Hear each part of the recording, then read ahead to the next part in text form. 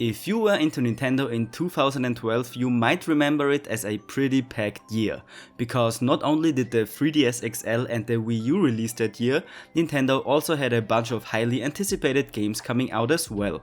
Wii owners got Mario Party 9, Kid Icarus Uprising hit the market, being the first new game of the Kid Icarus franchise in 20 years, and of course with Black and White 2, two new Pokemon games released, while X and Y being prepped for a release just a year after. So it's no wonder that smaller titles that weren't that well marketed didn't receive the attention they probably deserved, one of those being Pokemon Conquest. With only around 1 million units sold, the game didn't really make the impact it needed to justify a sequel. The main reason for that, of course, being Black and White 2's release just a few months after. And on top of that, if you're from Europe, it's very well likely you never even heard of Pokemon Conquest, since it only came out in 5 countries over there. Like most other spin-offs in the Pokemon franchise, Conquest turns the classical Pokemon formula on its head. And by on its head, I mean completely throws it out the window. First of all, it's a crossover between Pokemon and the in the West mostly unknown strategy series Nobunaga's Ambition. The gameplay consists of the player trying to conquer the oddly familiar shaped Ransai region, all while engaging in tactical top-down battles instead of the classic turn-based battles of the main games. If you played Final Fantasy Tactics or Tactics Ogre, you should feel right at home here. And although in my opinion not as complex as the aforementioned, it still holds enough depth to it with the typical elemental weaknesses and strengths, as well as the changing winning conditions and different battlefield mechanics to make for a really fun gameplay experience. The game starts out like most other Pokemon games by asking us whether we're a boy or a girl, but instead of spawning as a random teenager in our room or in a moving truck, we just casually become the warlord of Aurora, a kingdom in the most southern part of the region, tasked with the quest of conquering all the other kingdoms of Ransai. And why? Well, that's not really clear at this point in the game. All we know is that we have to because it's just the way it goes here, I guess. At least that's what those warmongering little brats told us. Anyway, after a quick tutorial battle, it's finally time to invade our first kingdom. But of course we're not alone. This girl named Oichi, who for reasons we never really get explained, tags along and helps us. In this battle, the game shows us that each battlefield has different mechanics as well as introduces us to the warrior abilities. These are special abilities that are unique to the trainers and can be used once every battle to help us out of a sticky situation. The main character's ability, for example, is to significantly increase the range and attack power of his Pokemon, while Oichi has the absolutely broken ability to just heal every Pokemon in our team. And so after Eevee and Jigglypuff proceeded to absolutely stomp the enemy warlord, he has then gone off somewhere. Well, I'm sure we're never gonna hear of him ever again, right? And speaking of which, you know what else loves to be stomped? That's right, the subscribe button. Please, it would really help me out. Thanks. After the fight, this mysterious stranger appears and tells us that there are warriors in this cave who would be willing to join our army if we just beat the shit out of them good enough. So of course we proceed to do just exactly that and then head to the shop to buy some potions. Every kingdom in the game has multiple facilities like the shop, one or sometimes even more battlegrounds where we can recruit warriors or link with new Pokemon, more on that later on, or the Ponigiri shop where we can feed our Pokemon tasty rice balls to brighten their mood and increase their energy for the next few battles. So with our new companion and the strength of carbohydrates, it's finally time to conquer the next kingdoms. Pokemon Conquest's map gradually opens up after we manage to conquer all of the kingdoms we have access to at the moment. So if we defeat all the warlords, then there's a bit of story progression, then we defeat the next few, and so on. Speaking of which, the next 2 kingdoms the game throws at us are nothing really worth mentioning. One is conquered by capturing 3 flags on the map, and the other one is just a simple defeat all enemies battle, with some kind of environmental twist. In this case, a river and gates that we can open and close to flood the map. There are much better ones later on in my opinion.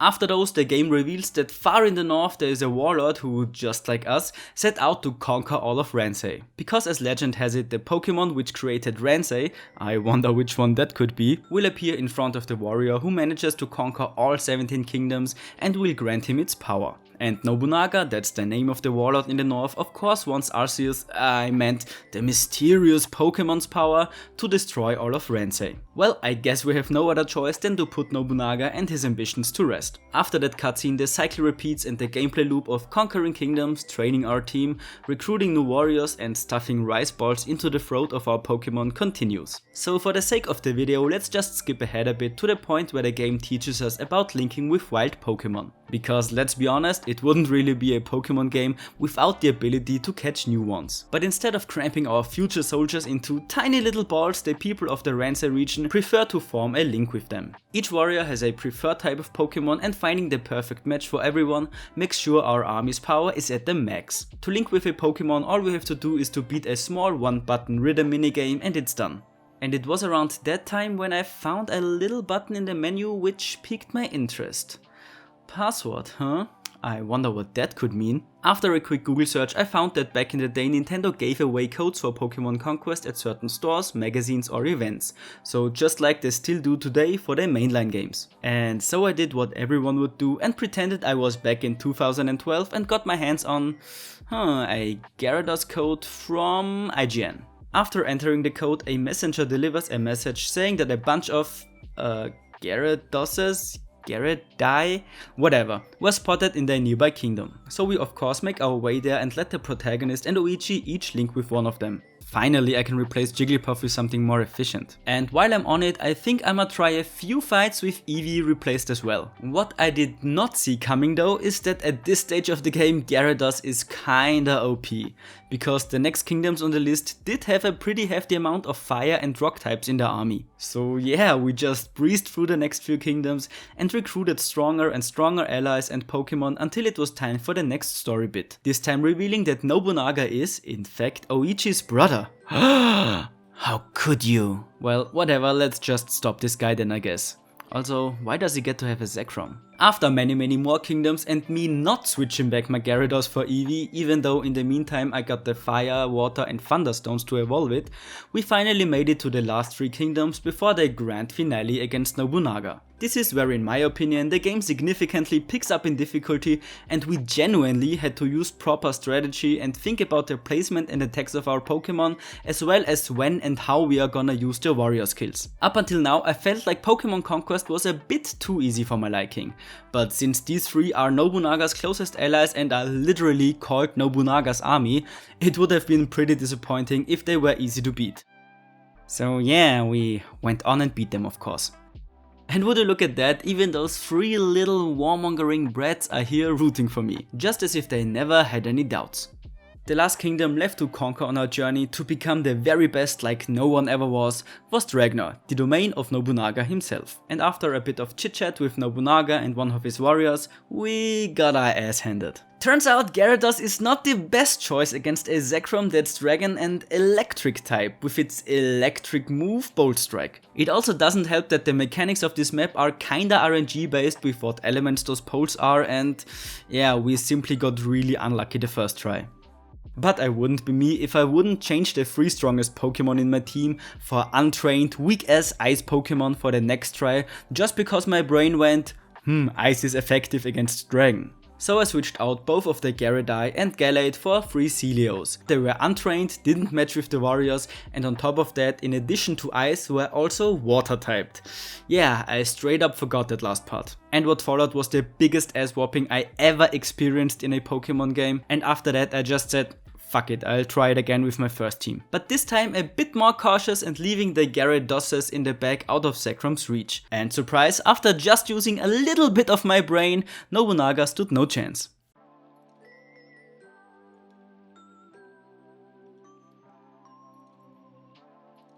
After a small cutscene showing rays of light flying towards Dragna, it was finally time to meet the Pokegod himself and prove our worth by linking with him. Which was not really a difficult task and done in about 3 turns. But then, in a totally surprising and unpredicted turn of events, Nobunaga shows up with a freaking shiny Rayquaza and a best of already beaten warlords and reveals that it was his plan all along to let us win and link with Arceus so he can then defeat the god Pokemon. So we have to fight him one more time and beat him one more time. Just do yourself a favor and stay down, okay? After the battle, he reveals that his ambitions are not purely evil, as the reason he wants to kill Arceus is so that the people of Ransei would stop going to war against each other in the hopes to summon the legendary Pokemon. Because over the years people began seeing Pokemon more like tools to achieve this very goal instead of the friends they should be. Moved by his words, Arceus entrusts the region of Ransei to the care of Nobunaga and the protagonist and just gets the hell out of there, leaving us with the promise that he will come back once we are worthy of him.